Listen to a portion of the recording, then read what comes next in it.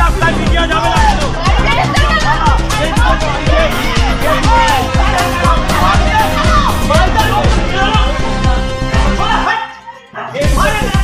বাড়িতে লোককে বেরোনো মুশকিল করে দিয়ে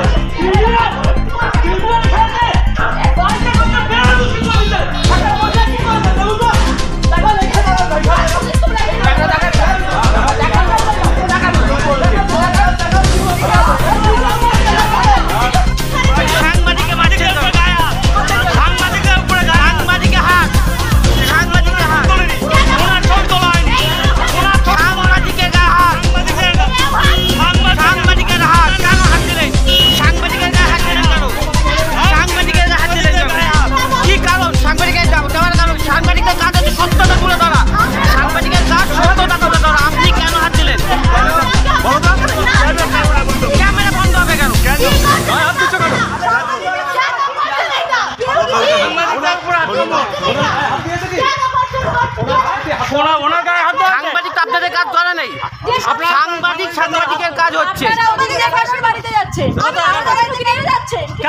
যাবে না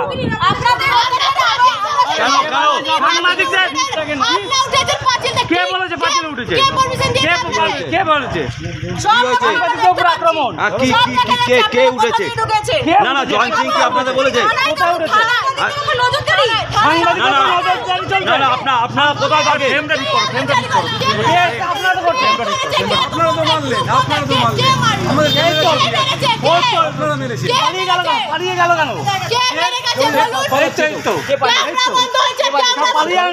তোমার নাম কি তোমার নাম কি নাম কি মারলেন কেন আমাদের সাংবাদিককে মারলেন কেন ঠিক আছে আপনি কে জয়ন্ত সিং এর কে হন আপনারা কে হন কি হয়েছে আপনাকে কি বলেছে কে বলেছে কে হন জয়ন্ত সিং এর কে হন আপনারা কারা এই মুহূর্তে নজর রাখবো আরিয়াদহের দিকে যেখানে কিন্তু রোজই নতুন নতুন কীর্তির সামনে আছে আর এসবেরই পাল্টা জয়ন্ত সিং আরিয়াদহের ত্রাস এবার যে অভিযোগ উঠে আসছে জয়ন্ত সিং এর নতুন বাড়ির খবর করতে গিয়ে সাংবাদিকদের ওপর আক্রমণ চালায় জয়ন্ত সিং এর পরিবারের সদস্যরা এ বিষয়ে স্থানীয় প্রাক্তন কাউন্সিলর কি জানালেন শোনাবো দিয়েছে কারণ ও জানবে কে দিয়েছিল না দিয়েছিল রাত্রির একটার সময় লাল্টু বাড়িতে তালা দিচ্ছে কোনো ভূমিকা নেই এ তো আছে তো তাহলে কি তৃণমূলের উপরের নেতাদের কারোর হাত আছে বলেই কি সে এরকম বারবার তো খুব সোজা কথা বলি আমার নেতা যদি বলে ও মালার লকেট তাহলে আমরা তো ঘুমসিতে চলে গেলাম তাই না তো আপনাদের যন্ত্রণা হয় না এই যে এইভাবে খুব যন্ত্রণা খুবই যন্ত্রণা কিন্তু মানে বলবো কাকে কার কাছে বলবো একটা তো লোক থাকবে এই লোকটাকে বলবো কাকে বলবো আমরা দেখতে পেলাম যে মদন মিত্র ছেলের সাথে ছেলে বউয়ের সাথে জন্মদিনে বা প্রচুর ছবি না সে তো আমার সাথেও সম্পর্ক আমার পাড়ার ছেলে আমার সাথে সম্পর্ক না ছবি দেখা যাচ্ছে ফেসবুক আমার পাড়ার ছেলে তো ঠিক আছে সেটা আমার সাথে কার সম্পর্ক এটা কিন্তু সমস্যা না সমস্যা হচ্ছে আমার এই সম্পর্ক অন্যের ক্ষতি করছে কিনা এক্ষেত্রে বিবেচ্য যে ওদের এই সম্পর্ক দলের ক্ষতি করেছে কিনা জনগণের ক্ষতি করেছে কিনা তাহলে ছবিটা মূল্যবান আদারওয়াইজ কেন আপনি তো একটা সময় তৃণমূলের ছিলেন কাউন্সিলর ছিলাম সে সময় কোনো সময় প্রতিবাদ করেছিলেন হ্যাঁ বহুবার একবার না আমি রাস্তায় বসে থাকা ছিল রাস্তায় বসে পড়েছিলাম এদের বিরুদ্ধে আচ্ছা আমি পার্টি মিটিংয়ে ঢুকে পড়েছিল আমি বার করে দিয়েছিলাম মদনদাকে জিজ্ঞাসা করেছি এই জয়ন্ত সিংকে হ্যাঁ আমি জিজ্ঞাসা করেছিলাম who will dictate the party we are they 200-300 কর্মী তখন বসে রয়েছে ওরা পার্টি মিটিংয়ে থাকবে আর না থাকতে পারবে না আমার সাথে হয়েছে এবং এগুলো হয়েছে বলে তো আমি ঘরের ভেতরে বসে আছি ভয়ে না এখন মানে কোন ঠাসা না কোন ঠাসা বলবো না কোন নেই তো কোথায় ঠাসা আপনি ভয়ে বসে আছেন না আমি তা নাহলে কি যাবে এটাই কথার কথা বললাম আজ কোন নেই তো ঠাসবে কোথায় মানে সেই সময় যখন প্রতিবাদ করেছিলেন তার প্রতিউত্তর কি এসেছিল প্রতিউত্তরদেরকে বেরিয়ে যেতে হয়েছিল তখন বেরিয়ে গেছিল ওকে হলো তারপরে আস্তে আস্তে আস্তে আস্তে উইদিন 3-4 ইয়ার্স তো বুম করলো ওপর দিয়ে চলে গেল এটা তো খুব বেশি দিন না জয়ন্ত খুব মানে খুব যে খারাপ ছিল বা এটা করছে থাকে এক একজন থাকে একটু অফবিট ছেলে থাকে কত মানে মোটামুটি 4-5 বছরের মধ্যে 4-5 বছরের মধ্যে হি বিকাম সাচ এ গাই।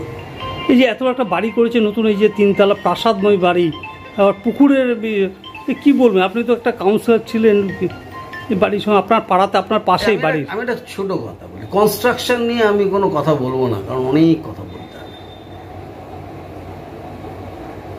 এটা দেখার দায় কার? আমি বলছি না এখানে, আমি তো চেয়ারম্যানকে জানিয়েছি, এরকম ঘটনা জানানো আছে আমার, এরকম ঘটনা যে আমার জানানো নেই, আমার অফিসিয়ালি জানা, আমাদের কাউন্সিলর নেই, কাউন্সিলর মারা গেছে, তো দেখার দায়িত্ব কার? এই বাড়িটা কতদিনের মধ্যে হয়েছে? রিসেন্টলি, এখনো কমপ্লিট হয়নি, বছর 3 এখনো আন্ডার কনস্ট্রাকশন বলা যায়, কমপ্লিট না, এখনো কেউ থাকে না ওখানে। আজকেও সংবাদ মাধ্যমে কর্মীদেরকে সংবাদ সংগ্রহ তাদের উপরে আক্রমণ করেছে ওর পরিবারের লোকরা, কি বলবেন? আপনি তো পুরনো একজন তৃণমূলের সরকারে আপনারা আছেন। না, এই তো এটা করবে, আক্রমণ করবে, যদি ব্যবস্থা হয় আক্রমণ করবে না। লালটুর বাড়িতে যেদিন আক্রান্ত হলো, কাউন্সিলর যেদিন আক্রান্ত হলো, তার বাড়িতে যেদিন তালা পড়লো, সেদিন যদি দল ব্যবস্থা নিত, তাহলে তো আজকে এই দিনটা দেখতে হতো না। কাউন্সিলরের বাড়িতে রাত্রির 1টার সময় সে আছে, তার বউ আছে, তার সমস্ত মেয়ে আছে, তখন তার বাড়িতে লাথি মারছে, দরজায় লাথি মারছে। তো সেদিন তো আমরা গিয়েছিলাম দলকে জানাতে, সরাসরি একদম দিদির কাছে। দিদি ফিরহাদ হাকিমকে দায়িত্ব দিয়েছিলেন, লালটু বললো, সেটা লালটু বলেছে। তারপরে কি ব্যবস্থা নিয়েছে তো লালটু বলতে পারবে, কিন্তু আমার যদি ব্যবস্থা হতো তাহলে ঘটনা ঘটতো না, আজকের ঘটনা না, অনেকদিনের ঘটনা। তাহলে ওর বারন্তটা পুরোটাই কি আপনাদের দলের উচ্চতর নেতৃত্বের হাতে আছে বলে মনে করেন? এটা সাধারণ প্রশ্ন। প্রশাসনে কেউ না কেউ মদত না দিলে একজনের বাড়বাড়ন্ত হয় না, কোথাও না কোথাও মদত পাবে। They may be police, they may be political guy, এই দুজনের বাইরে তো কেউ না। পুলিশ যদি মনে করে আমি দেবো না, দেবে না, কেউ না কেউ তোকে সাপোর্ট দিয়েছে, নাহলে এতগুলো ঘটনা ঘটেই যাচ্ছি করে পরের পর।